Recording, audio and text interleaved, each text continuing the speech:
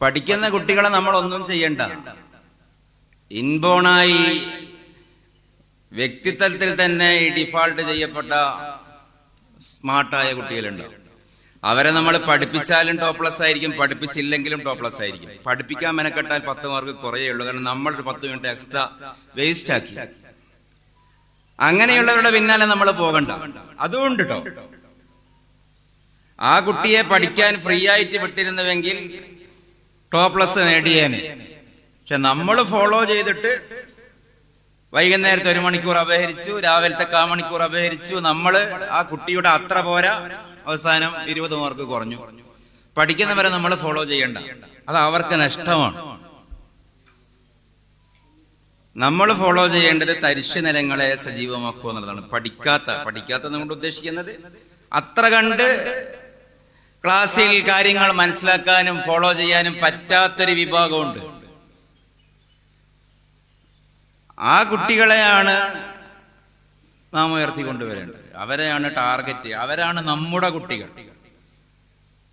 അതാണ് നമ്മുടെ കൃഷിസ്ഥലം, അതാണ് നമ്മുടെ വിഭവം.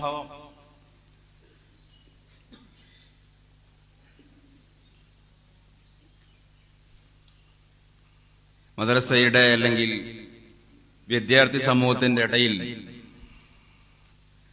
എൻ്റെ പരാക്ഷേപം നടത്തുകയല്ല. മറ്റ് അധ്യാപകരുടെ ഭൗതിക മേഖലയിലെ അല്ലെങ്കിൽ പൊതുവെ മനുഷ്യർക്കുണ്ടാവുന്ന ഇത്തരം ചായ്വുകൾ, നിറം കൂടിയ കുട്ടികളെ കൂടുതൽ താല്പര്യം, നിറം കുറഞ്ഞവരോട് അത്ര താല്പര്യമില്ല. പ്രശ്നമാണ്. ഒരു മദ്രസയിലെ പ്രശ്നമല്ല, സമൂഹത്തിന്റെ പ്രശ്നമാണ്. 4ാം ക്ലാസ് വരെ 3ാം ക്ലാസ് വരെ മദ്രസയിലും സ്കൂളിലും പോകാനും ഭയങ്കര താല്പര്യമാണ്. ഒരു 5, 6, 7 ആയപ്പോ താല്പര്യമില്ല. എന്താ? ഈ കുട്ടി തിരിച്ചറിയുകയാണ്, ഞാൻ കറുത്തിട്ടാണ്.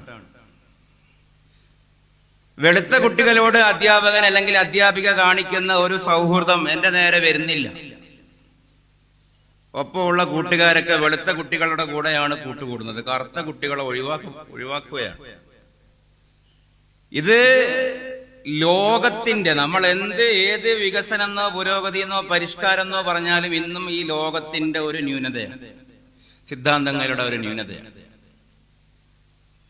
ഒരു ഉസ്താദിനും ആ ഒരു മനസ്സ് വന്നാൽ ആ ഉസ്താദ് രാജിവെച്ച് അതിന് മുമ്പ് പോയിട്ടില്ലെങ്കിൽ ആ ഉസ്താദല്ലല്ലോ. പരിഗണിക്കേണ്ടത് പഠിക്കാത്ത കുട്ടിയെയും ബുദ്ധി കുറഞ്ഞ കുട്ടിയെയും, ഒരു വാക്കിന് പറഞ്ഞോട്ടെ നിറം കുറഞ്ഞ കുട്ടിയെയും കൂടിയാണ്. ഇതൊക്കെ ക്ലാസ് മുറിയുടെ ഉള്ളിൽ നിശബ്ദമായി നടക്കുന്ന വേദനകളുടെ കഥകളാണ് ഞാൻ ഈ പറയുന്നത്.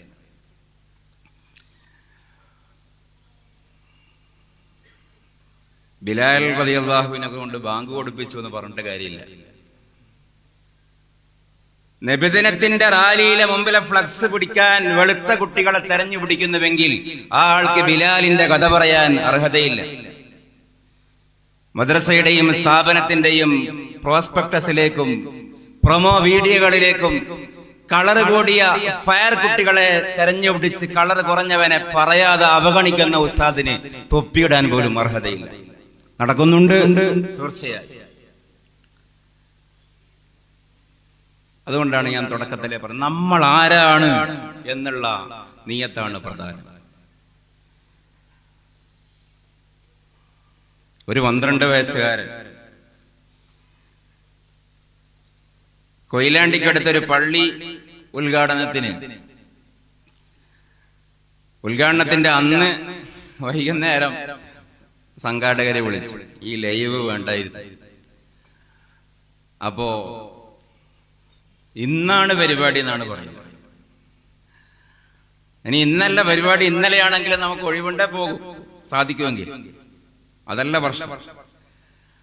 പോയപ്പോ സംഘാടകർക്ക് ത്രിബിൾ സ്വീകരണവും സന്തോഷവും ഒക്കെയാണ്. അപ്പൊ സങ്കടം പറഞ്ഞു. ഒരു മഹാവ്യക്തിത്വം പരിപാടി ഏറ്റതാണ്. പക്ഷെ അദ്ദേഹം പറയാതെ ഒഴിഞ്ഞു. എന്താ? അദ്ദേഹം അന്വേഷിച്ചപ്പോ ഇവിടെ അത്ര ആള് കൂടാൻ സാധ്യതയില്ല. ആ വിഷയമല്ല എന്റെ വിഷയം. അദ്ദേഹം ക്യാൻസൽ ചെയ്തു. ന്യായമായ കാരണം പറഞ്ഞ് ക്യാൻസൽ ചെയ്തു. പക്ഷേ പ്രേരണ ഇതാണെന്ന് സംഘാടകർക്ക് സംശയം ബാക്കിയാവുന്ന നിലയിൽ എന്റെ മനസ്സിലും അത് ഭയങ്കര ഒരു ഇടങ്ങാറായി തോന്നി. ഈ പാവം സംഘാടകരെ വിളിക്കുമ്പോ സ്വിച്ച് ഓഫ് ആക്കലും ഫ്ലൈറ്റ് മോഡാക്കലൊക്കെ ചിലപ്പോ എല്ലാവരും ചെയ്യുന്നവരാണെന്നാണ് ഞാൻ വിചാരിക്കുന്നത്. വ്യക്തിപരമായ ചില കാര്യങ്ങളൊക്കെ സംഭവിക്കും. പക്ഷെ ഇത് അതല്ല, ഇത് ആള് കുറയുന്നു എന്നുള്ളതാണ് പ്രശ്നം. ഞാനൊന്നും വെറുതെ പറയുന്നില്ല. ഞാൻ ആ കക്ഷിക്ക് ഖുർആനിലൊരു ആയത്ത് പിന്നീട് അയച്ചു കൊടുത്തു. നിങ്ങൾ വിചാരിക്കുന്ന ആളെ ആവണമെന്നൊന്നുമില്ല. ഞാൻ ആയത്ത് അയച്ചു കൊടുക്കണമെങ്കിൽ നിങ്ങൾ വിചാരിക്കുന്ന ആളാവില്ല. എന്താ ആയത്ത്? എനിക്ക് പെട്ടെന്ന് തോന്നിയതാണ് ആ ആയത്ത്. എന്തോ ഒരു ചർച്ചയിൽ അതിലൂടെ പോകുമ്പോ ഇത് ഇദ്ദേഹത്തിന് ക്യാപ്സൂളായി കൊടുക്കാൻ പറ്റിയ ആയത്താണ്. വലമ്മാ ദഹബൂ ബിഹി വഅജ്മഉ അൻ യജ്അലൂഹു ഫീ ഗയാബത്തിൽ ജുബ്ബ് ഫഔഹൈനാ ഇലൈഹി ലതുനബ്ബിഅന്നഹും ബിഅംരിഹിം ഹാദാ വഹും ലാ യശ്ഉറൂൻ. നേരിട്ടൊരു ബന്ധവും ഇല്ല ആയത്തിൽ. യൂസുഫ് അലൈഹിസ്സലാമിന്റെ കഥയാണ്. ഈ ഇക്കാക്കമാര് യൂസുഫ് അലൈഹിസ്സലാമിനെ കൊണ്ടുപോയി കിണറ്റിലിട്ടല്ലോ. കിണറ്റിലിട്ടപ്പോ അന്ന് യൂസുഫ് അലൈഹി ഇസ്ലാമിന്റെ പ്രായം എന്ന് പറയുന്നത് ഒരു 7ാം ക്ലാസ് പയ്യന്റെ പ്രായമാണ്. 12 വയസ്സാണ്. 7ാം ക്ലാസ്സിലുള്ള കുട്ടിയുടെ പ്രായമാണ്. കിണറ്റിന്റെ ഉള്ളിൽ വീണു. പക്ഷെ ഈ കുട്ടിയുടെ സങ്കടം ആ ഒരു മനസ്സ് വെച്ച് ആലോചിച്ചാൽ ഇനി എങ്ങനെ രക്ഷപ്പെടും എന്നുള്ളതല്ല. കാരണം ആ രക്ഷപ്പെടലും കാര്യങ്ങളും ആലോചിക്കുന്ന ആ പ്രായോഗിക ബുദ്ധിയേക്കാൾ ഒരു ഇമോഷണൽ വൈകാരിക ബുദ്ധിയുള്ള കാലമാണ് ഈ കുട്ടിയുടെ സങ്കടം. എന്നാലും എന്റെ ഇക്കാക്കമാരെന്നോട് ഇത് ചെയ്തു കളഞ്ഞല്ലോ എന്നുള്ളതാണ്. ഇതൊരിക്കലും പ്രതീക്ഷിച്ചില്ല. അപ്പൊ ഈ കുട്ടിയുടെ മനസ്സിൽ തോന്നുന്നത്, എന്നെങ്കിലും ഈ ഇക്കാക്കാനെ കണ്ടാൽ എനിക്ക് ഇക്കാക്കാന്റെ മുഖത്തോക്കി ചോദിക്കണം, ഇതിനാണോ ഉപ്പച്ചിയുടെ അരികിൽ നിന്ന് പിടിച്ചു വാങ്ങി എന്നെ കൊണ്ടുപോകുന്നത്? ഇതാണ് ഈ 12കാരന്റെ ഒരു ആലോചന. ഇത് ഖുർആൻ അപ്പടി പറയുകയാണ്. വലമ്മാ ദഹബൂ ബിഹി, അവർ യൂസുഫിനെയും കൊണ്ട് പോവുകയും വഅജ്മഉ ഏകോപിക്കുകയും ചെയ്തപ്പോൾ യജഅലൂഹു ഫീ ഗയാബത്തിൽ ജുബ്ബ്, ആ പൊട്ടക്കണത്തിൽ തള്ളാൻ, അങ്ങനെ അതിൽ വീണു. അപ്പൊ ഖുർആൻ പറയുകയാണ് ഫഔഹൈനാ ഇലൈഹി, പൊട്ടക്കണറ്റിന്റെ ഉള്ളിലേക്ക് 12 വയസ്സുകാരനെ തേടി നാം എന്റെ പ്രിയപ്പെട്ട മലക്ക് ജിബ്രീൽ അലൈഹിസ്സലാമിന് പറഞ്ഞയച്ചു. പൊട്ടക്കണറ്റിന്റെ ഉള്ളിലാണ് ഡെസ്റ്റിനേഷൻ പോയിന്റ്. എവിടെ നിന്നാണ് ജിബ്രീൽ വരുന്നത്? അതിരുകൾ അറിയാത്ത ആകാശത്തിന്റെ അപ്പുറത്തുനിന്ന് ഒരു റൂട്ട് മാപ്പ്, പ്രപഞ്ചത്തിന്റെ പരിധിക്ക് അപ്പുറത്താണ് ഈ കാര്യം. ഭൂമിയിൽ വരണമെന്ന് മാത്രമല്ല, ഒരു പൊട്ടക്കണറ്റിന്റെ ഉള്ളിൽ ആരെ തേടി പോകണം? ഒരു 12 വയസ്സുകാരനെ. ഫൗഹൈനാ ഇലൈഹി, എന്നിട്ട് അല്ലാഹു സമാധാനിപ്പിക്കുകയാണ്. ലതുനബ്ബി അന്നഹും, മോനെ നീ സങ്കടപ്പെടണ്ട. ലതുനബ്ബി അന്ന, നീ കണക്ക് പറഞ്ഞ് അക്കമിട്ട് ചോദിക്കുക തന്നെ ചെയ്യും. അവരോട് നിട്ടാന്തരം പറയുക തന്നെ ചെയ്യും. ബിഅംരിഹിം ഹാദാ, ഓരോന്നോരോന്നായി. നീയല്ലേ, നിങ്ങളല്ലേ എന്നെ പിടിച്ച് പൊക്കിയത്, നീയല്ലേ കാല് പിടിച്ചത്, നീയല്ലേ വസ്ത്രം ഉരിഞ്ഞത്, നീയല്ലേ പടക്കുമ്പോ എന്റെ കാല് കരയുമ്പോ വായ പൊത്തിയത്, നീയല്ലേ എന്നെ കിണറ്റിലിട്ടത് എന്ന് ഓരോന്നോരോന്ന് മോനെ നീ ചോദിക്കും. വഹും ലാ യശ്ഉറൂൻ, അവർക്കത് അമളി പറ്റിയത് മനസ്സിലാക്കാനും പറ്റാത്ത നിലയിൽ. ഇവിടെ അള്ളാഹു എല്ലാം പൊരുളുകളുള്ളതേ കഥയിലെടുക്കും. കോടിക്കണക്കിന് കഥകളിൽ നിന്നൊരു കഥ, ഒരു കിണറ്റിന്റെ ഉള്ളിലേക്ക് മലക്കനെ വിട്ട കഥ പറഞ്ഞത് നമുക്കൊരു പാഠമായിട്ടാണ്. ഒരു 12 വയസ്സുകാരനെ അള്ളാഹു പരിഗണിച്ചത് നോക്കൂ. ഒരു 12 വയസ്സുകാരനെ ജിബ്രീലിനെ വിടുകയാണ്. ഏത് ജിബ്രീൽ അലൈഹിസ്സലാം? നിങ്ങൾക്കത്, നമ്മളതിന്റെ ഒരു ആക്ച്വൽ സെൻസിൽ ആലോചിച്ച് നോക്കൂ. നമ്മൾ ബഹുമാനിക്കുന്ന വലിയൊരു സയ്യിദ്, എല്ലാവരും ഉസ്താദ്, നാം ഒരു വ്യക്തിയെ കാണാൻ വേണ്ടി വയനാട്ടിലേക്ക് ചുരം കയറി വരിക എന്ന് പറഞ്ഞാൽ അദ്ദേഹത്തെ നമ്മൾ പ്രയാസപ്പെടുത്തേണ്ട. ആകെ ഒരു 10-40 ആളെ ഉണ്ടാവും. വലിയൊരു പരിപാടിയൊക്കെ വെച്ചിട്ട് അദ്ദേഹത്തെ വിളിക്കാം. അത് ജനാധിപത്യപരമായ പ്രസിഡന്റിനോടും പ്രധാനമന്ത്രിയോടും പുലർത്തേണ്ട മനോഭാവമാണ്. അരവ്യക്തിയെ തേടിയും വരേണ്ടവർ. ഞാനിത് പറഞ്ഞത് ആ സംഭവത്തെ ഒരു പരദൂഷണാർത്ഥത്തിൽ ഓർത്തതേ അല്ല, മറിച്ച് ജിബ്രീൽ അലൈഹിസ്സലാത്തു വസ്സലാമിന് അള്ളാഹുവിന് പൊട്ടക്കണത്തിന്റെ ഉള്ളിലേക്ക് ഒരു 12കാരനെ തേടി അയക്കാമെങ്കിൽ ഏത് ഓണം കേറാമൂലയിലേക്കും നാം ഒരു കുട്ടിയുള്ള മദ്രസയിലേക്കും പോവേണ്ടവരാണെന്നുള്ള തിരിച്ചറിവിലായിരിക്കണം 12 കുട്ടികളുടെ മുമ്പിൽ നമ്മൾ ഇരിക്കേണ്ടത്. അള്ളാഹു തെരഞ്ഞെടുത്ത കുട്ടിയും അള്ളാഹു തെരഞ്ഞെടുത്ത മുഅല്ലിമുമാണ്. ഇടയിൽ നടക്കുന്ന രാസപ്രവർത്തനം റിസാലത്തിന്റെ ഇന്നത്തെ അർത്ഥത്തിലുള്ള കൈമാറ്റവുമാണ്.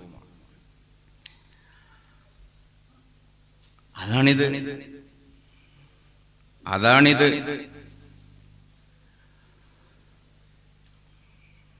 പിന്നെ നമ്മള് കാലം മാറി, അവസ്ഥ മാറി, രൂപം മാറി എന്നൊക്കെ പറയുമ്പോഴും മനുഷ്യന് ഏത് കാലത്തുള്ള കുട്ടിക്കും അതിന്റെ അപ്പുറത്തേക്കൊന്നും മാറാനൊന്നും പറ്റില്ല. നമ്മൾ കാലത്തേക്കാൾ കൂടുതൽ മാറേണ്ട യാതൊരു കാര്യമില്ല. അങ്ങനെ ഉണ്ടല്ലോ. പുതിയ കുട്ടികളാണ്, പൊതുവെ ഒരു പറച്ചിലുണ്ട്, പുതിയ കുട്ടികളാണ്.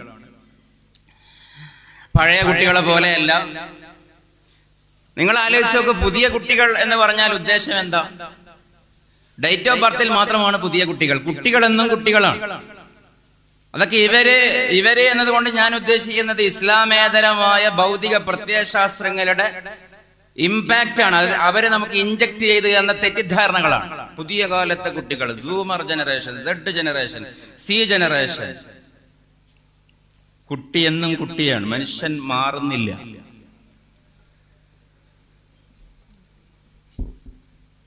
പഴയകാലത്തുള്ള നമ്മളൊക്കെ അനുഭവിച്ച മാനസികമായ തലങ്ങൾ അത് തന്നെയാണ് പുതിയ കുട്ടികൾ അനുഭവിക്കുന്ന മാനസികമായ തലങ്ങൾ. ഞാൻ അങ്ങനെ ഒരു പഴഞ്ചൻ സംസാരം നടത്തുകയല്ല. ഇത് പഴഞ്ചൻ സംസാരമാണെങ്കിൽ ഇതാണ് അതിന്റെ വാസ്തവം എന്നാണ് എൻ്റെ ഒരു ബോധ്യം. മനുഷ്യനിക്ക് മാറാൻ കഴിയില്ല. ശാസിക്കേണ്ടിടത്ത് ശാസിച്ചു, നിയമപരമായി സമ്മതമുള്ള രക്ഷിതാക്കളുടെ സമ്മതമുള്ള അർത്ഥങ്ങളിൽ ശിക്ഷിക്കേണ്ടിടത്ത് ശിക്ഷിച്ചു, സ്നേഹിക്കേണ്ടിടത്ത് സ്നേഹിച്ചു. ഒരു ടിപ്പിക്കൽ ട്രഡീഷണൽ അധ്യാപനം തന്നെയാണ് ഇസ്ലാമിക മേഖലയിൽ ഉണ്ടാവേണ്ടത്. രാസവളമിട്ട് മെഴുകിയെടുത്ത അധ്യാപനമല്ല. നടക്കില്ല. അതുകൊണ്ട് കുട്ടി നടക്കും, ഓടും. അതേസമയം നടക്കുക മാത്രമല്ല ഓടുകയും ചെയ്യും. അതേസമയം ആ പഠിപ്പിക്കുന്ന ഇൽമിന്റെ നഫ് എന്ന് പറയുന്നത് ഈ പറയുന്നത് പോലെ ഒരു പാരമ്പര്യത്തിന്റെ തുടർച്ച തന്നെയാണ്. അതിന്റെ രീതികളിൽ, കൈമാറുന്ന ഭാവങ്ങളിൽ, ഭാഷയിൽ പറയാതിരിക്കൽ പോലും നോക്കൂ. പറയാതിരിക്കൽ പോലും അറിവിന്റെ കൈമാറ്റത്തിന്റെ ഭാഗമല്ലേ. നമുക്കിപ്പോ സമയം, ഞാനൊരു പറയുന്ന തലം നിങ്ങൾ എന്നെ ഒന്നുകൂടി ആലോചിക്കണം. ഇപ്പോ മദ്രസയുടെ സമയം കുറയാൻ പാടില്ല, നമ്മൾ ഒന്നിച്ചു പറയും. ഗവൺമെന്റ് അത് കേൾക്കാതെ നടപ്പാക്കാൻ തീരുമാനിച്ചു എന്നൊക്കെയാണ് കാണുന്നത്, പ്രതിഷേധിക്കുന്നു. പക്ഷെ ഞാൻ അതിന്റെ ഒരു മെറ്റാഫിസിക്കൽ റീഡിംഗ് എന്ന് പറയല്ലോ. ശരിക്കും നമ്മൾ പറയുന്ന വാക്കുകൾ പുറപ്പെടുന്ന കേന്ദ്രം ഈമാന്റെ പ്രചോദനമാണെങ്കിൽ സമയം അത്രയും വേണ്ട. ഞാൻ ഉദാഹരണം പറയാം. ഇപ്പൊ യമനിലെ അറിയപ്പെട്ട ഇസ്ലാമിക സ്ഥാപനമാണ്, സൂഫി സ്ഥാപനമാണ് ദാറുൽ മുസ്തഫ. ഷെയ്ഖ് ഉമർ ഹഫീസിന്റെ. നമ്മളെ പോലെ സുന്നികളാണ്, മദ്ഹബുള്ള ആളുകളാണ്, ത്വരീഖത്തുള്ള ആളുകളാണ്. കേരളത്തിലെ ബഹുമാനപ്പെട്ട സമസ്തയുടെ യമനി വേഷനാണ്. അവിടെ പഠിച്ച ഒരു പണ്ഡിതൻ, ഒരു സഹോദരൻ അവിടെ ഒരു അനുഭവം പറഞ്ഞു. ഇന്ന് അമേരിക്കയിൽ, നിങ്ങളൊന്ന് 2 മിനിറ്റ് ഞാൻ ഈ പെട്ടെന്ന് പറഞ്ഞു പോകും. ഇന്ന് അമേരിക്കയിലെ വലിയ ഒരു മതപ്രബോധകനായ ഒരു കക്ഷിയെ കുറിച്ചാണ് ചർച്ച. അദ്ദേഹത്തിന്റെ പേര് പേരോർത്ത് വെക്കാനൊക്കെ റിസ്ക് ആണ്. നൂഹ് ലെവോട്ടോ സെൻഡുറസ്. നൂഹ് ലെവോട്ടോ സെൻഡുറസ്. ലെവോട്ടോ സെൻഡുറസ് എന്നാണ് അദ്ദേഹത്തിന് അച്ഛനിട്ട പേര്. ക്രിസ്ത്യൻ ആയിരുന്നു, പിന്നെ ഇസ്ലാമിലേക്ക് വന്നിട്ട് നൂഹ് എന്ന് പേര് സ്വീകരിച്ചതാണ്. ഇന്ന് അമേരിക്കയിലെ വലിയൊരു സുന്നി സൂഫി ദായിയാണ്. അപ്പൊ അദ്ദേഹം ഇസ്ലാമിലേക്ക് വരാനുള്ള കാരണം അദ്ദേഹത്തോട് ചോദിച്ചു. പറഞ്ഞു, ഈ ഉമർ ഹഫീസിന്റെ ശിഷ്യനായ ഇന്ന് ലോകത്തെ വലിയ മറ്റൊരു സൂഫി പണ്ഡിതനായ ഷെയ്ഖ് ഹബീബ് അലി ജിഫ്രിയുടെ പ്രഭാഷണം കേട്ടിട്ടുണ്ട്. സംഭവത്തിന്റെ മർമ്മം ഇതാണ്. ഇന്ന് അമേരിക്കയിലെ വലിയ പ്രബോധകനായ നൂഹ് ലെവോട്ടോ സെൻഡുറസ് ഇസ്ലാമിലേക്ക് വരാനുള്ള കാരണം ഹബീബ് അലി ജിഫ്രിയുടെ പ്രഭാഷണം കേട്ടിട്ടാണ്. ഇത്രേ പറഞ്ഞതിലുള്ളൂ. പക്ഷെ അതിലിപ്പോ എന്താ ഇത്ര വലിയ അത്ഭുതം? പക്ഷെ അതിന്റെ അത്ഭുതം, നൂഹ് ലെവോട്ടോ സെൻഡുറസിന് അറബി അറിയില്ല. ഹബീബ് അലി ജിഫ്രി ഇംഗ്ലീഷിൽ പ്രസംഗിക്കലുമില്ല. അതാണ് വിഷയം. ഹബീബ് അലി ജിഫ്രി അറബിയിലാണ് പ്രസംഗിക്കൽ. ലെവോട്ടോ സെൻഡുറസിന് അറിയുന്ന ഭാഷ ഇംഗ്ലീഷുമാണ്. അറബി അറിയാത്ത ഒരു അമേരിക്കൻ ക്രിസ്ത്യൻ അറബിയിലെ ഒരു സൂഫിയുടെ പ്രസംഗം കേട്ട് ഇസ്ലാമിലേക്ക് വരികയും ഇന്ന് അമേരിക്കയിലെ വലിയ ഒരു ദായിയായി മാറുകയും ചെയ്തു. ആ കക്ഷിയുടെ പേരാണ് നൂഹ് ലെവോട്ടോ സെൻഡുറസ്. ഈ താലീമാണ് സൂഫി താലീം. ഒരു നോട്ടം കൊണ്ട് നിയന്ത്രിക്കാൻ പറ്റുന്ന ആന്തരിക ബലം. വാക്കുകൾ കൂടുതൽ പറയാതിരിക്കുക എന്നുള്ളതാണ് ശക്തമായ ശാസനം. പറയാറല്ല, വാക്കുകൾ കൈവിട്ടു പോവൽ ദുർബലന്റെ അടയാളമാണ്. നമ്മൾ ചെയ്യാൻ പാടില്ലാത്തൊരു കാര്യം ചെയ്തിട്ട് വീട്ടിലേക്ക് കയറിപ്പോകുമ്പോ കുറച്ചുകൂടി ബേക്കോട്ടേക്ക് ചിന്തിച്ചു നോക്കും. ഉപ്പ കോലായിലുണ്ട്, അല്ലെങ്കിൽ നമ്മൾ ബഹുമാനിക്കുന്ന ഉസ്താദ് കോലായിലുണ്ട്, ബഹുമാനിക്കുന്ന കാരണാൻ കോലായിലുണ്ട്. രൂക്ഷമായെന്ന് നോക്കി ഒന്നും പറഞ്ഞില്ല. അതിന് ഭയങ്കര ശക്തിയുണ്ടാവും. അതേസമയം രൂക്ഷമായി നോക്കുന്നതിന് പുറമെ വായിൽ കിട്ടിയ സകലതും പറഞ്ഞു, കയ്യിൽ കെട്ടിയതെടുത്ത് അടിക്കുകയും ചെയ്തു. തീർന്നു. അൽഹംദുലില്ലാ, ഇനി ചോറ് വയ്ക്കാമെന്നായി കുട്ടിയുടെ മനോഗതി. മാക്സിമം ഉണ്ടായി, കഴിഞ്ഞു. മറ്റതൊന്നും പറഞ്ഞിട്ടില്ല. അതിശക്തമായൊരു നോട്ടമാണ്.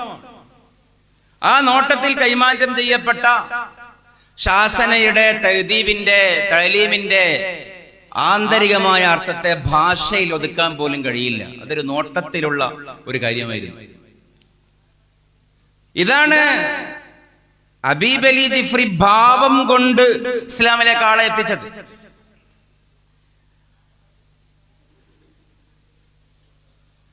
മുഹിയുദ്ദീൻ ഷെയ്ഖ് ബഗ്ദാദിൽ അദ്ദേഹത്തിന്റെ പ്രസംഗം ഫുതുഹാത്തുൽ ഗൈബ്, ഓരോ പ്രസംഗവും നമ്മൾ അറബിയിലെടുത്ത് വായിച്ചു നോക്കിയാൽ 5 മിനിറ്റ് കൊണ്ട് 6 മിനിറ്റ് കൊണ്ട് തീർന്നു പോകും. പക്ഷെ അദ്ദേഹത്തിന്റെ ഒരു പ്രസംഗം കേൾക്കാൻ 30,000 കുതിരക്കുറ്റികൾ ഉണ്ടായിരുന്ന ബഗ്ദാദിൽ നിന്നാണ്. 30,000 കുതിരക്കുറ്റികൾ. ആലോചിച്ച് നോക്കൂ. ഇന്ന് മദീനയിലെ മസ്ജിദ് നബവിയുടെ വലിയൊരു പ്രത്യേകത, 20,000 കാറുകൾക്ക് അഡ്വാൻസ് പാർക്ക് ചെയ്യാനുള്ള അണ്ടർഗ്രൗണ്ട് സംവിധാനമുണ്ട് എന്നുള്ളതാണ്. നിങ്ങൾ ജസ്റ്റ് ഗൂഗിൾ ചെയ്ത് നോക്കൂ. 20,000 കാറുകൾക്ക് ഒന്നിച്ച് പാർക്ക് ചെയ്യാൻ ഭൂമിക്കടിയിൽ പാർക്കിംഗ് സൗകര്യമുണ്ട്. കേരളത്തിലുള്ള ഏറ്റവും വലിയ മാളിന്റെ സൗകര്യം 5000 വാഹനമാണ്, 2 വീലർ അടക്കം. മുഹിയുദ്ദീൻ ഷെയ്ഖിന്റെ പ്രസംഗം കേൾക്കാൻ ഖദസല്ലാഹു സർഹുൽ അസീസ് ബഗ്ദാദിൽ 30,000 കാറുകൾക്ക് പാർക്ക് ചെയ്യാനുള്ള സൗകര്യം ഉണ്ടായിരുന്നു എന്നാണ് പറഞ്ഞത്. 30,000 കുതിരക്കുറ്റികൾ. ഏത് കാലത്ത്? പാട്ടവളക്കിൽ മണ്ണെണ്ണ പോലും വരുന്നതിന്റെ മുമ്പ്. പാട്ടവളക്കിൽ മണ്ണെണ്ണ പോലും വരുന്നതിന്റെ മുമ്പ്. കാളവണ്ടിക്ക് ചക്രം കണ്ടുപിടിക്കുന്നതിന് മുമ്പ്. മുഹിയുദ്ദീൻ ഷെയ്ഖിന്റെ പ്രസംഗം കേൾക്കാൻ കുതിരകൾക്ക് 30,000 കുറ്റികൾ. ആയിരക്കണക്കിന് ആളുകൾ ഇസ്ലാമിലേക്ക് വരും. പക്ഷെ പ്രത്യേകത അതല്ല. ഇന്ന് 5 ലക്ഷം രൂപ അല്ലെങ്കിൽ ഒരു മതപ്രഭാഷണം നമ്മൾ നടത്താൻ, വാഴ പരമ്പര നടത്താൻ മിനിമം ആവറേജ് എത്ര ലക്ഷങ്ങൾ ആവശ്യമാകും? കൊണ്ട് നമ്മൾ വരുന്ന ആൾ 2 മണിക്കൂറിൽ കുറഞ്ഞാണ് സംസാരിച്ചതെങ്കിൽ നമുക്ക് തൃപ്തിയാവും? ഇല്ല, ഉറപ്പാണ്. പക്ഷേ ഓസുലാദമിന്റെ പ്രസംഗം, ഓരോ പ്രസംഗവും 30,000 കുതിരകൾക്ക് കെട്ടിയിടാൻ സൗകര്യം ഏർപ്പെടുത്തി സംഘാടകർ നടത്തുന്ന പ്രസംഗത്തിന്റെ ദൈർഘ്യം എന്ന് പറയുന്നത് 10 മിനിറ്റിൽ കുറവായിരുന്നു. 10 മിനിറ്റിൽ കുറവ് പ്രസംഗം കേൾക്കാനാണ് ഇന്നത്തെ ഇറാഖിന്റെ ബഗ്ദാദിലേക്ക് മിഡിൽ ഈസ്റ്റിന്റെ നാനാഭാഗത്തു നിന്നും ആളുകൾ പോയത്, കാത്തിരുന്നു പോയത്. അദ്ദേഹം കുറച്ചേ പറഞ്ഞുള്ളൂ, പക്ഷേ കൂടുതൽ പറയാതിരുന്നു. ഇതാണ് അഹ്ലുസുന്നയുടെ തഅലീം. ഈ പടഗോഗി കൈമോശം വന്നത് കൊണ്ടാണ് നമുക്ക് സമയം തികയാത്തത്. DPEP സ്ട്രക്ചറിലല്ല നമ്മൾ പഠിപ്പിക്കേണ്ടത്, ചിലപ്പോൾ ആവശ്യമാകും. അതുകൊണ്ടാണ് ഒരു ഒബ്ജക്റ്റീവ് ഉണ്ടാകുമല്ലോ. ഞാൻ കാട് കയറി എന്തോ പറയുകയല്ല, ഒരു പ്രോജക്റ്റിന് ഒരു ഒബ്ജക്റ്റീവ് ഉണ്ടാകും. ഒരു ഒബ്ജക്റ്റീവും ഒരു ഔട്ട്കമും. എന്താണ് ലക്ഷ്യം, എന്താണ് കിട്ടുന്നത്? മദ്രസയുടെ ഒബ്ജക്റ്റീവ് എന്താണ്? മദ്രസയുടെ ഒബ്ജക്റ്റീവ് ഒരു സാംസ്കാരിക പ്രക്രിയയാണ്, പഠിപ്പിക്കലല്ല. പഠിപ്പിക്കലാണ് പ്രധാനമെങ്കിൽ ഇന്ന് മദ്രസ പൂട്ടേണ്ട കാലം എന്നോ കഴിഞ്ഞില്ലേ? നിങ്ങൾ പറ, എത്ര ഓൺലൈൻ സംവിധാനങ്ങൾ ഗൾഫിലൊക്കെ നിറഞ്ഞിരിക്കുന്നു. നമ്മുടെ നാട്ടിലും ഓൺലൈൻ മദ്രസയുടെ പ്രധാന വ്യവസായമായി മാറാൻ പോകുന്നു. നമ്മുടെ നേതൃത്വം പോലും ഓൺലൈൻ മദ്രസ സമാന്തരമായി നടത്തുന്നവർക്ക് ആശംസ പകരാൻ നിർബന്ധിതരാകും. ഓൺലൈൻ മദ്രസ മൾട്ടി ലിംഗ്വലാണ്, AI ഫെസിലിറ്റീസ് ഉണ്ട്. ഏത് വാക്കും ഏത് സെന്റൻസും ഏത് ക്ലാസ്സും ഏത് ഭാഷയിലേക്കും ലൈവ് ട്രാൻസ്ലേഷൻ ചെയ്യാൻ സംവിധാനങ്ങളുണ്ട്. പക്ഷെ എന്തുകൊണ്ടാണ് അത് മദ്രസയുടെ ഒരു സ്ഥാനത്തെ വരാത്തത്? പഠിപ്പിക്കലല്ല പ്രധാനം, ഒരു സംസ്കാരത്തിന്റെ കൂടെ നിർത്തലാണ് പ്രധാനം. പഠിപ്പിക്കൽ രണ്ടാമത് സംഭവിക്കേണ്ടതാണ്. മദ്രസയിൽ പോകണം എന്നതിന്റെ പേരിൽ കുട്ടി സബഹിയുടെ മുമ്പേ എഴുന്നേൽക്കേണ്ടി വരണം. അതാണ് മദ്രസ. കാറിൽ പോകുമ്പോ എയർപോർട്ട് കുത്തിയിട്ട് കേൾക്കേണ്ടതല്ല മദ്രസ. 6 മണിക്ക് എത്തേണ്ടതിനാൽ 5 മണിക്ക് എഴുന്നേൽക്കണം. ആ കൾച്ചറൈസിംഗ് ആണ്. 5 മണിക്ക് എഴുന്നേൽക്കണമെങ്കിൽ 9 മണിക്ക് ഉറങ്ങണം. ആ സാംസ്കാരികവൽക്കരണമാണ്, ആ പങ്ക്ച്വാലിറ്റി പഠിപ്പിക്കലാണ്. മദ്രസയിലേക്ക് വന്നാലോ, സൈക്കിളിൽ വരുന്ന ഉസ്താദ്, സ്കൂട്ടറിൽ വരുന്ന ഉസ്താദ്, കാറിൽ വരുന്ന ഉസ്താദ്, നടന്നു വരുന്ന ഉസ്താദ്, തലേക്കെട്ട് കെട്ടിയ ഉസ്താദ്, തൊപ്പിയിട്ട ഉസ്താദ്, കട്ടൻചായ കുടിക്കുന്ന ഉസ്താദ്, നാട്ടുകാര്, കമ്മിറ്റിക്കാര്, കൂട്ടുത്തരവാദിത്വം, വരിസംഖ്യ, ചർച്ചകൾ, ഇത് മുഴുവനും ഈ കുട്ടി മനസ്സിലാക്കണം. എങ്ങനെയാണ് ഈ നാട്ടിൽ ദീൻ നിൽക്കുന്നത്? ഇതാണ് മദ്രസ. ഇപ്പൊ മദ്രസയുടെ ഒബ്ജക്റ്റീവ് എന്ന് പറഞ്ഞാൽ ഈ തലമുറയെ ഇസ്ലാം പഠിപ്പിക്കുക, പ്ലസ് അതിനേക്കാൾ കൂടുതൽ ഈ ഉമ്മത്തിന്റെ പാരമ്പര്യത്തിന്റെ നെറ്റ്വർക്ക് എങ്ങനെയാണ് എന്നുള്ളത് അനുഭവിപ്പിക്കുക എന്നുള്ളതാണ്. അത് ഈ പറയുന്ന ഒരു ഓൺലൈൻ യൂറോപ്യൻ ഗൾഫ് കോഴ്സുകൾക്കും കൊടുക്കാൻ പറ്റില്ല. അത് ഓൺലൈനിലേക്ക് സ്കൂൾ മാറ്റാം. ഇപ്പൊ ഈ സർക്കാരിന്റെ തന്നെ സമയമാറ്റ ചർച്ചയിൽ നല്ലൊരു വിഭാഗം നമ്മുടെ ഇടയിൽ സൈലന്റായി പറയുന്ന ഒരു അഭിപ്രായം ഉണ്ടല്ലോ. എന്താ, ഗൾഫിലും വികസിത രാജ്യങ്ങളിലും ഒക്കെ സ്കൂള് രാവിലെ 7:30 മുതൽ 1:30 വരെയാണല്ലോ, അല്ലെങ്കിൽ രാവിലെ ആ ഒരു സമയം മുതൽ 2 മണിയാകുമ്പോഴൊക്കെ കുട്ടികളൊക്കെ തിരിച്ച് റൂമിലെത്തും. ഗൾഫിലെ മിക്ക മദ്രസയും 4 മണി മുതൽ മഗ്രിബ് വരെയൊക്കെയാണ്. അതേപോലെ നമ്മുടെ നാട്ടിലും നമുക്കൊരു മുഴം മുമ്പേ അറിയാം. നിങ്ങളിപ്പോ സർക്കാർ പറയുന്നത് 9:30 മണിക്ക് മദ്രസ തുടങ്ങണം എന്നല്ലേ? പക്ഷെ നമ്മൾ ഒന്നുകൂടി കടുപ്പത്തിൽ പറയുന്നു, മദ്രസ 7:30 മണിക്ക് തുടങ്ങണം. അല്ലാഹു അക്ബർ. എന്താ, നമ്മൾ ഒന്നുകൂടി പരിഷ്കാരികളാകും. നമുക്ക് ലാഭമാണ്. 2 മണി മുതൽ 4 മണി വരെ ഒരു ടീം, വൈകുന്നേരം മഗ്രിബ് മുതൽ 9 മണി വരെ വേറെ ടീം. പക്ഷെ ഈ സാംസ്കാരികവൽക്കരണം നടക്കൂല. ഉമ്മയെ എഴുന്നേൽപ്പിക്കണം. കുട്ടിക്ക് മദ്രസയുള്ള ദിവസം ഉമ്മക്ക് അസ്വസ്ഥത ഉണ്ടാകണം. കുട്ടിയെ പറഞ്ഞു വിടണമെങ്കിൽ ഞാനും എഴുന്നേൽക്കണമല്ലോ.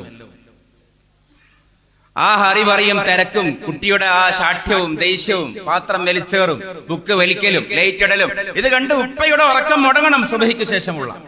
അതാണ് മദ്രസയുടെ സൈഡ് ഇമ്പാക്ട് എന്ന് പറയുന്നത്.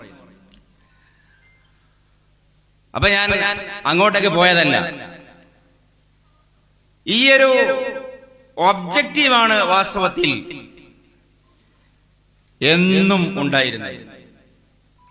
അതിന് കുട്ടി, പിന്നെ ഞാൻ പറഞ്ഞത് പഴയ സിസ്റ്റങ്ങളിൽ നിന്ന് മാറുമ്പോഴുള്ള ഒരു വിഷയം ഞാൻ അവതരിപ്പിച്ചതാണ്.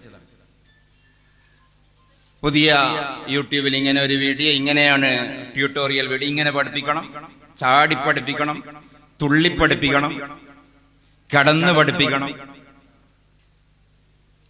നോക്കി പഠിപ്പിച്ചാൽ മതി, ഇരുന്നിടത്ത് നോക്കി പഠിപ്പിച്ചാൽ മതി. അത് ഡെപ്തിൽ നിന്നാണ് സംസാരമെങ്കിൽ, ഫീ സബീലില്ലയാണ് സംസാരമെങ്കിൽ അതിന് സ്വാധീനം അള്ളാഹു കൊടുക്കും. അതാണ് ഇസ്ലാം. അല്ലേ തുള്ളിയിട്ടും ഓടിയിട്ടും മറിഞ്ഞിട്ടും ഒരു കാര്യമില്ല. കമ്മിറ്റിക്കാര് പറയും നല്ല ഉസ്താദാണ്, ചാടുന്നുണ്ട് ഉസ്താദ്, തുള്ളുന്നുണ്ട് ഉസ്താദ്, ആന കളിക്കുന്നുണ്ട് ഉസ്താദ്, ഒരു ഫായതയില്ല. അതിന് തഖ്വയുടെ ബലം ആ വാക്കിനുണ്ടെങ്കിൽ അതിന്റെ അഥർ കൊടുക്കേണ്ടവൻ അല്ലാഹു ആണ്. അങ്ങനെയാകുമ്പോ 20 കൊല്ലം കഴിഞ്ഞാൽ ബിടെക്കുകാരി പറയും, പണ്ട് ഉസ്താദ് പറഞ്ഞിട്ടുണ്ടല്ലോ, ഉള്ളിൽ വിശ്വാസമില്ലാതെ പുറത്ത് വിശ്വാസം കൊണ്ട് നടക്കുന്നവൻ എന്താണത് ഹൈപ്പോക്രേറ്റ്സ് ആണ്, അത് നിക്കാഹ് ശരിയാവില്ലല്ലോ എന്ന് ഏഴക്കം വാങ്ങുന്ന പെണ്ണ് പറയും. ഈ പുറപ്പെട്ട വാക്ക് മിൻ ഇന്ദില്ല ആണെങ്കിൽ, ഫീ സബീലില്ല ആണെങ്കിൽ, ആ മാർഗത്തിൽ എന്തുമാകാം. ആ മാർഗത്തിൽ നവീകരണങ്ങളോ പരിഷ്കാരങ്ങളോ ഇമ്പങ്ങളോ വേഗത കൂടും. ഒറ്റ ഒരു കാര്യം കൂടി, ഞാൻ 1 മണിക്കൂർ എന്ന് പറഞ്ഞത് ഞാൻ അതിലേറെ ആവാതിരിക്കാനാണ് വാച്ചിൽ നോക്കിക്കൊണ്ടേയിരിക്കുന്നത്. 1 കാലല്ലേ ആയത്, 2 കാലല്ലേ. ഇതിന്റെ പുള്ളിയാണെങ്കിൽ ഭയങ്കര കൺഫ്യൂഷനാണ്.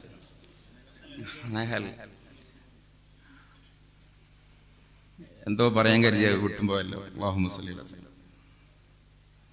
എന്തോ ഒന്ന് കൂടി പറയാൻ കരുതിയ അതായിരുന്നു റബ്ബേ. അല്ലാഹു, ഞാൻ എന്താ ലാസ്റ്റ് പറഞ്ഞതേനു? വേഗത. അത് നമ്മൾ ജാഗ്രതയോടെ കാണേണ്ട ഒരു സംഗതിയാണ്. പുതിയ കാലത്ത് പുതിയ കുട്ടികളാണെന്നുള്ളത് നമ്മൾ അതിന്റെ അടിയ വെട്ടിക്കളയണം. പുതിയ കാലത്ത് പുതിയ കുട്ടിയില്ല, എന്നും ലോകത്ത് ഒറ്റ കുട്ടിയേ ഉള്ളൂ. ബസ്സിൽ കൺസെഷൻ കിട്ടുന്ന കുട്ടി, ബലൂണ് കാണുമ്പോ പൊട്ടിക്കാൻ തോന്നുന്ന കുട്ടി, മുന്തിരി കൊല കാണുമ്പോ കടിച്ചു തിന്നാൻ തോന്നുന്ന കുട്ടി, വാശിയുള്ള കുട്ടി, കരയുന്ന കുട്ടി, ചേർത്തിർത്തിയാൽ ഇഷ്ടമുള്ള കുട്ടി, സ്നേഹം കൊതിക്കുന്ന കുട്ടി, പരിഗണന കൊതിക്കുന്ന കുട്ടി, പേര് പറയുമ്പോ നമ്മളോട് പ്രത്യേകം താല്പര്യം കാണിക്കുന്ന കുട്ടി, അത് 12,000 കൊല്ലം മുമ്പ് ആദം നബീന്റെ കുട്ടി അങ്ങനെയാണ്, ഇന്ന് എന്റെ കുട്ടിയും അങ്ങനെയാണ്, നിങ്ങളുടെ കുട്ടിയും അങ്ങനെയാണ്, നമ്മുടെ കുട്ടിയും അങ്ങനെയാണ്. പഴയ കുട്ടി വേറെ കുട്ടി, പുതിയ കുട്ടി. ഇത് വെസ്റ്റേൺസിന്റെ ലിബറൽ കൺസെപ്റ്റ് ആണ്. മുച്ചൂട് 101% തെറ്റുമാണ്. കുട്ടി ഒറ്റ കുട്ടിയേ ഉള്ളൂ, മനുഷ്യൻ ഒറ്റ മനുഷ്യനേ ഉള്ളൂ. പക്ഷെ വ്യത്യാസം എന്താണ്? വ്യത്യാസം അപ്ഡേറ്റിംഗ് ഇന്ന് വളരെ വേഗതയിലാണ്. അവിടെയാണ് വ്യത്യാസം. പഴയ കാലത്ത് 20 വയസ്സിൽ മനസ്സിലായിരുന്ന കാര്യങ്ങൾ പുതിയ കാലത്ത് 8 വയസ്സിൽ കുട്ടിക്ക് മനസ്സിലാവും. അവിടെയാണ് അപ്ഡേറ്റിംഗിന്റെ കാര്യത്തിൽ വേഗത കൂടുതലാണ്. പക്ഷെ അത് ഭൗതികതയുടെ സൃഷ്ടിയല്ല. അത് അഷ്റഫുൽ ഖൽഖ് മുഹമ്മദ് റസൂലുള്ളാഹി സ്വല്ലല്ലാഹു അലൈഹി വസല്ലമയുടെ സത്യതയാണ്. സയതി സമാനുൻ അലന്നാസ് യതഖാറബു ഫീഹി സമാൻ. ഞാനിത് വിശദീകരിക്കുകയല്ല, ഞാൻ പറയുമ്പോൾ തന്നെ നിങ്ങൾ അതിന്റെ ആശയം നിങ്ങൾക്ക് അറിയാമത്. യതഖാറബു ഫീഹി സമാൻ, ഒരു കാലം വരും, സമയം അടുത്തടുത്ത് വരും.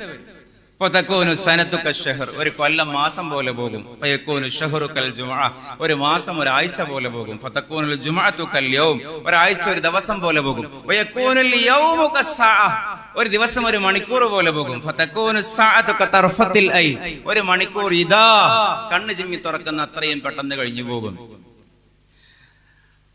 ഇത് കുട്ടികളുടെ കാര്യത്തിലും നമ്മുടെ കാര്യത്തിലും ഇന്ന് വളരെ ഇത് പല അർത്ഥങ്ങളിലേക്ക് കൊണ്ടുപോകാൻ പറ്റുന്നൊരു റസൂലുള്ളാഹിന്റെ വല്ലാത്ത വർത്തമാനമാണ്. 3 മാസം കൊണ്ട് കലക്കുന്ന നീന്തർക്കായി ഇതിന്റെ ഭാഗമാണ്. 4 കൊല്ലം കൊണ്ട് കലക്കുന്ന തെങ്ങ് ഇതിന്റെ ഭാഗമാണ്. 6 മാസം കൊണ്ട് പാകമാകുന്ന ജനിതക നെല്ല് ഇതിന്റെ ഭാഗമാണ്. 3 മാസം കൊണ്ട് പാകമാകുന്ന ഇറച്ചിക്കോഴി ഇതിന്റെ ഭാഗമാണ്. എല്ലാം യതഖാറബ്, അടുത്തടുത്തോ. നമ്മുടെ ലൈഫിലും അതുണ്ടായി. പണ്ട് 22-ാം വയസ്സിലും 25-ാം വയസ്സിലുമാണ് പറഞ്ഞത് എനിക്ക് നിന്നെ ഇഷ്ടമാണെന്ന് കത്തയച്ചത്. ഇന്ന് LKG കുട്ടി UKG കുട്ടീനോട് പറഞ്ഞാണ് നിന്റെ ലൈനാണത്. യതഖാറബ് ഫീഹി സമാൻ. ഇതെല്ലാ കാര്യത്തിലും ഉണ്ടായി. വളരെ വളരെ വേഗതയിലായി. 15 വയസ്സുള്ള കുട്ടിക്ക് ഡിസ്ക് പ്രോബ്ലം. അപ്പൊ എന്നോട് പലരും ചോദിക്കും എന്റെ നര കണ്ട എത്ര വയസ്സായി. അപ്പൊ ഞാന് ചിലപ്പോ ഒക്കെ സമയം കിട്ടുമ്പോ അഡ്ജസ്റ്റ് ചെയ്യും, മൈലാഞ്ചൊക്കെ ഇട്ടിട്ട്. പിന്നെ ഞാൻ വിചാരിച്ചു എന്റെ വയസ്സ് എല്ലാവർക്കും അറിയാം, ഇനി അറിയാത്ത ഒരാൾക്കാണ് ഇഷ്ടമുള്ള വയസ്സ് മതിച്ചോട്ടെ. പക്ഷെ ഈ ധാരണയിലേക്ക് ചിലപ്പോ എത്തുവപ്പോ അറിയാം, നമ്മുടെ മുമ്പിലുള്ള 20, 25, 18 വയസ്സുള്ള കുട്ടിക്ക് ചിലപ്പോൾ മുഴുവനും നരച്ചിട്ടുണ്ടാകും. പ്രിമാച്ചുറൽ ഗ്രേ. 70-ന്റെ പ്രശ്നമാണ് 30-ന് വരുന്നത് അല്ലെ? 70-ന്റെ ഫീച്ചേഴ്സ് ആണ് 30-ന് വരുന്നത്. 60-ന്റെ വിഷയങ്ങളാണ് 20-കൾക്ക് വരുന്നത്. 20 വയസ്സിന്റെ വിഷയങ്ങളാണ്. ഞാനിത് വെറുതെ അല്ല, നിങ്ങളൊക്കെ വീട്ടിൽ നമ്മുടെയൊക്കെ വീട്ടിൽ കുഞ്ഞുങ്ങളുണ്ടല്ലോ. UKG പഠിക്കുന്ന കുട്ടിയാണ് കളിയാക്കുന്നത്, നിന്റെ ആളാട്ടോ വരുന്നത്. യാ അല്ലാഹ്, ഇതെങ്ങനെ കിട്ടി ഈ ബോധം? അപ്പൊ അത് നമ്മുടെ ഈ വാട്സാപ്പിലൊക്കെ ഉണ്ടല്ലോ. ഇപ്പൊ into2-വിലാണ് ലോകം ഓടുന്നത് എന്ന് പറഞ്ഞാൽ വളരെ കൃത്യം. അത്ര പറഞ്ഞാൽ മതി, ഒരു വ്യാഖ്യാനം കൊടുക്കേണ്ട കൂടുതൽ.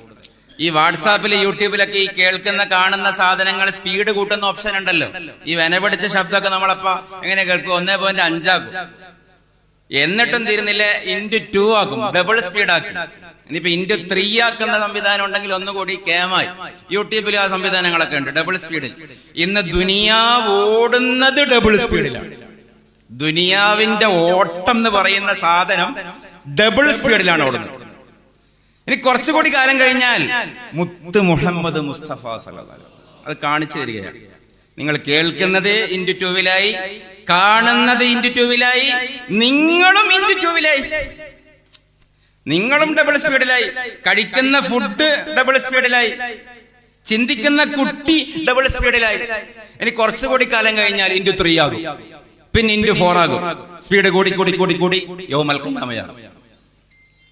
കാലത്തിന്റെ വേഗത കൂടിക്കൂടി പമ്പര കുറ്റിയിൽ നിന്ന് അറ്റുപോകുന്നത് പോലെ തെറിച്ചു പോകും.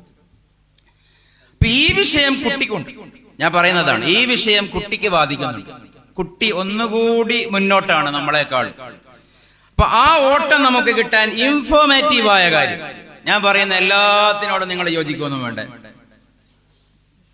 ഞാൻ പറയുന്നത് ചിലതൊക്കെ മഹാപൊട്ടതരായിരിക്കും. ഒന്ന് ക്രോസ് വിചാരിച്ചിട്ട് മാത്രം പറ്റാവുന്ന സ്വീകരിച്ചാൽ മതി. ഇൻഫോർമേറ്റീവായി നമ്മൾ കുട്ടിക്കൊപ്പം എത്തണം. കുട്ടി ChatGPT ഉപയോഗിക്കുന്ന കുട്ടിയാണെങ്കിൽ 7ാം ക്ലാസ് കഴിഞ്ഞ കുട്ടികൾ മുഴുവൻ തീസിസും എഴുതുന്നത്, എസ് എഴുതുന്നത്, ഹോംവർക്ക് ചെയ്യുന്നത് ChatGPT നോക്കിയിട്ടാണ്, ഡീപ് സീക്ക് നോക്കിയിട്ടാണ്. ഉസ്താദ് അത് പഠിച്ചിരിക്കണം. ഈ ആൻസർ വന്നിരിക്കുന്നത് ChatGPT-യിൽ നിന്ന് കോപ്പി പേസ്റ്റ് അല്ല എന്ന് ഉസ്താദിന് മനസ്സിലാകണം.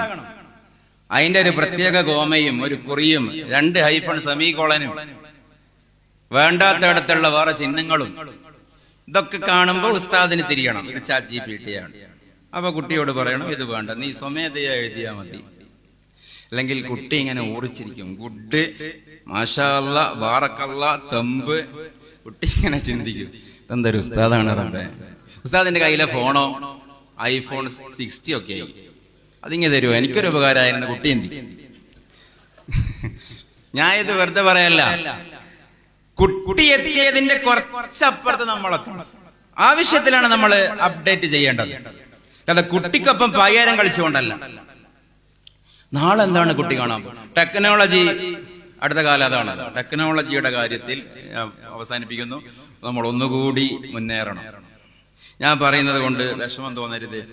നമ്മൾ ഓഡിറ്റ് ചെയ്യപ്പെടുന്നുണ്ട്. ഞാൻ എന്നിലേക്ക് കൂടുതൽ വിരൽ വെക്കുന്നു, നിങ്ങളിലേക്ക് കുറച്ചേ വെക്കുന്നുള്ളൂ.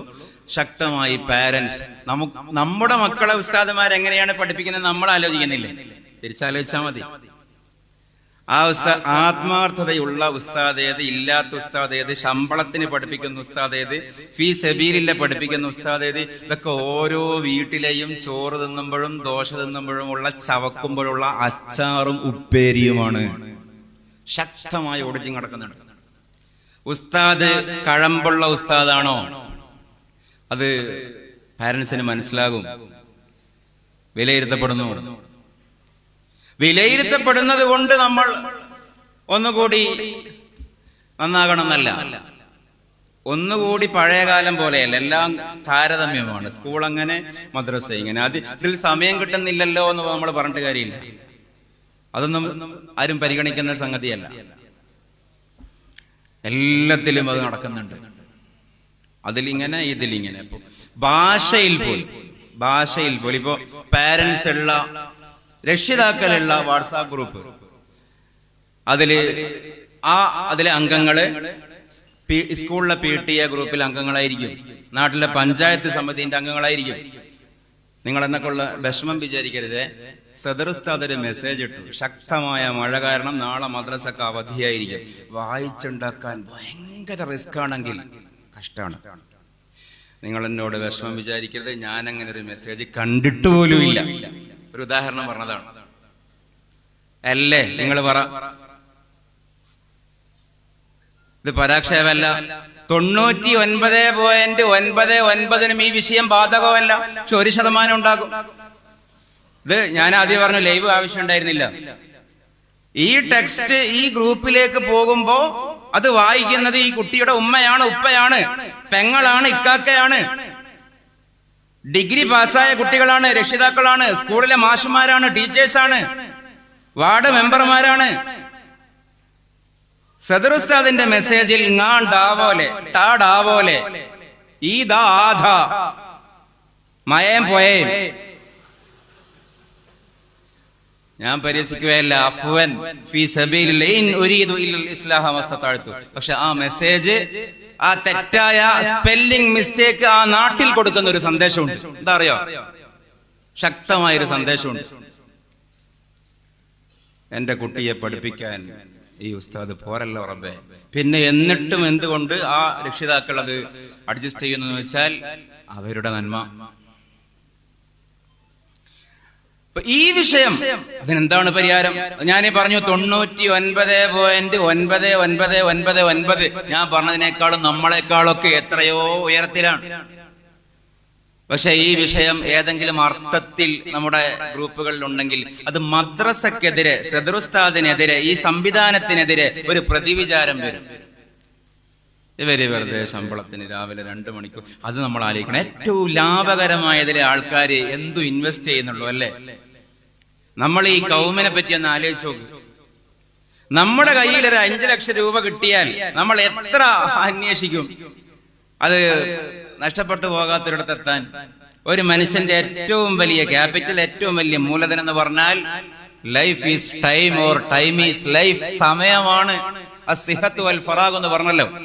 അൽ ഫറാഗ്, സമയം. ഏറ്റവും എനർജറ്റിക് ആയ സമയം ഏതാണ്? രാവിലെ. ഇപ്പൊ രാവിലെ ഹൈ പവറുള്ള, ബുദ്ധി കൂർമ്മതയുള്ള, തീക്കത്തുന്ന, മനുഷ്യന്റെ എല്ലാ സെൻസുകളും തീക്കത്തി അലേർട്ടായി നിൽക്കുന്ന ആ സമയമാണ്. ഈ കുട്ടിയുടെ 3 മണിക്കൂറാണ് മദ്രസയിൽ ഇൻവെസ്റ്റ് ചെയ്യുന്നത്. പുതിയ ഭാഷയിൽ പറഞ്ഞാൽ, ഒരു കച്ചവട ഭാഷയിൽ പറഞ്ഞാൽ, ഈ കുട്ടിയുടെ ജീവിതത്തിലെ ഏറ്റവും വലിയ ക്യാപിറ്റൽ 3 മണിക്കൂർ ഇൻവെസ്റ്റ് ചെയ്തു മദ്രസയിൽ. എന്നിട്ട് എന്താ കിട്ടിയത്? പുതിയ കച്ചവടക്കാർ ചിന്തിക്കൂലേ, ഈ 3 മണിക്കൂർ സ്കൈലറ്റിന് കൊടുത്താൽ കുട്ടി ഡോക്ടറാവും, മറ്റേതിന് കൊടുത്താൽ കുട്ടി കളക്ടറാവും, ഇതിന് കൊടുത്താൽ കുട്ടിക്ക് ഫുൾ A+. ആ 3 മണിക്കൂർ ഇവിടെ കൊടുത്തിട്ടോ? ഇതല്ലേ സമൂഹം ചിന്തിക്കുക. അപ്പൊ 7ാം ക്ലാസ് എന്ന് കുട്ടി കൊഴിഞ്ഞു പോകുന്നു, 8 കൊഴിഞ്ഞു പോകുന്നു. ജനങ്ങളുടെ മനോഗതി അങ്ങനെയായി. കിട്ടുന്ന ലാഭം എന്തെന്നായി. അപ്പൊ ഞാനിങ്ങനെ എല്ലാം കുറവുകൾ പറഞ്ഞതല്ല, കുറവുകളുണ്ട്, എല്ലാ സംവിധാനങ്ങളിലും ഉണ്ടാകുമല്ലോ. പക്ഷേ അത് പരിഹരിക്കാൻ, അല്ലെങ്കിൽ ആ ഭാഗത്ത് കൂടി നമ്മുടെ കണ്ണെത്തുവാൻ ആവശ്യമായിട്ടുള്ള ഒരു വിചാരം, ഒരു ഓർമ്മ നമുക്കുണ്ടാകണമെന്ന് മാത്രം വിഷയാവതരണത്തിന്റെ ഭാഗമായിട്ട് പറഞ്ഞതാണ്. അള്ളാഹുവിന്റെ മഹത്തായ അനുഗ്രഹത്താൽ ഈ സംവിധാനം എന്നും ഇവിടെ ഉണ്ടാകണം. ഏതെങ്കിലും വ്യക്തികൾക്കോ അല്ലെങ്കിൽ ഏതെങ്കിലും അതിസമർത്ഥരായ ആളുകൾ ചേർന്ന വ്യക്തിപരമായ സംവിധാനങ്ങൾക്കോ ഒന്നും ഇതിനോളം സമൂഹത്തിന്, സമുദായത്തിന്, സുന്നി ഈ സമുദായത്തിന്റെ മുഖ്യധാര സംവിധാനങ്ങൾക്ക് ഉപകാരം ചെയ്യാൻ കഴിയില്ല. അപ്പൊ അതുകൊണ്ട് നമ്മുടെ മഹത്തായ ഈ പ്രസ്ഥാനം ഇതിന്റെ കൂടെ ചേർന്ന് നിന്നുകൊണ്ട് വേണം നമ്മൾ ഇതൊക്കെ ചെയ്യാൻ. സമാന്തര സംവിധാനങ്ങളായി ഓൺലൈൻ മദ്രസകളോ അതിന്റെ സർക്കുലറുകൾക്കപ്പുറമുള്ള സമാന്തരമായിട്ടുള്ള സ്വന്തം സംവിധാനങ്ങളോ ഇതൊന്നുമില്ലാതെ എവിടെയാണോ നമ്മുടെ ഉസ്താദുമാർ എന്ത് ചെയ്യാനാണോ പറയുന്നത് അവിടെ, അതിനേക്കാൾ ഏറെ നമുക്ക് പറ്റുമെങ്കിലും വേണ്ട, അതിനേക്കാൾ കുറവേ പറ്റുള്ളെങ്കിലും അതോളം എത്താൻ, അങ്ങനെ ഒരു സംവിധാനത്തിന്റെ കൂടെ നിന്ന്, ഗുരുനാഥന്മാരെ കൂടെ നിന്ന്, ഉസ്താദന്മാരെ കൂടെ നിന്ന് എല്ലാത്തിന്റെയും ആത്യന്തികത, എല്ലാത്തിന്റെയും മെരട്, അതിന്റെ കുറ്റി, അതിന്റെ അടിസ്ഥാനം ഒന്ന് മാത്രമാണ്. അത് നമുക്ക് പ്രിയപ്പെട്ട, പ്രധാനപ്പെട്ട, നാം തഅ്ലീം ചെയ്യുന്ന ആളുകളുടെ പൊരുത്തമാണ്, അവരുടെ തൃപ്തിയാണ്, അവരുടെ ഗുരുത്വമാണ് എന്നുള്ള ആ പരമയാഥാർത്ഥ്യം ഞാൻ എന്നോടും നിങ്ങളോടും നമ്മളോടും എല്ലാവരോടും ഓർമ്മപ്പെടുത്തിക്കൊണ്ട് ഞാൻ അവസാനിപ്പിക്കുകയാണ്. അള്ളാഹു നമ്മൾ പറഞ്ഞത്, അല്ലാഹുമ്മ റബ്ബനാ ആതിനാ ഫിദ്ദുനിയ ഹസന വഫിൽ ആഖിറതി ഹസനതൻ വഖിനാ അദാബന്നാർ. അൽഹംദുലില്ലാഹി റബ്ബിൽ ആലമീൻ. അല്ലാഹുമ്മ സ്വല്ലി അലാ സയ്യിദിനാ മുഹമ്മദിൻ വഅലാ ആലി സയ്യിദിനാ മുഹമ്മദ്. അല്ലാഹുമ്മ ജഅൽ ജമ്മനാ ഹാദാ ജമ്മൻ മർഹൂമൻ മഖ്ബൂലൻ മർളിയൻ മുസ്തജാബത് ദഅവാതി വമഖദിയൽ ഹാജാത് വതഫറഖനാ മിൻ ബഅദിഹി തഫറഖൻ മഅസൂമാ ലാ തജഅൽ ഫീനാ വലാ മഅനാ വലാ മിന്നാ ശഖിയൻ വലാ മത്റൂദൻ വലാ മഹ്റൂമാ. റബ്ബനാ തഖബ്ബൽ മിന്നാ ഇന്നക അൻതസ് സമീഉൽ അലീം വതുബ് അലൈനാ ഇന്നക അൻതത് തവ്വാബുർ റഹീം ബിറഹ്മതിക യാ അർഹമർ റഹീമീൻ. വആഖിറു ദഅവാനാ അൽഹംദുലില്ലാഹി റബ്ബിൽ ആലമീൻ. വസ്സലാമു അലൈക്കും വറഹ്മത്തുള്ളാഹി വബറകാതുഹു.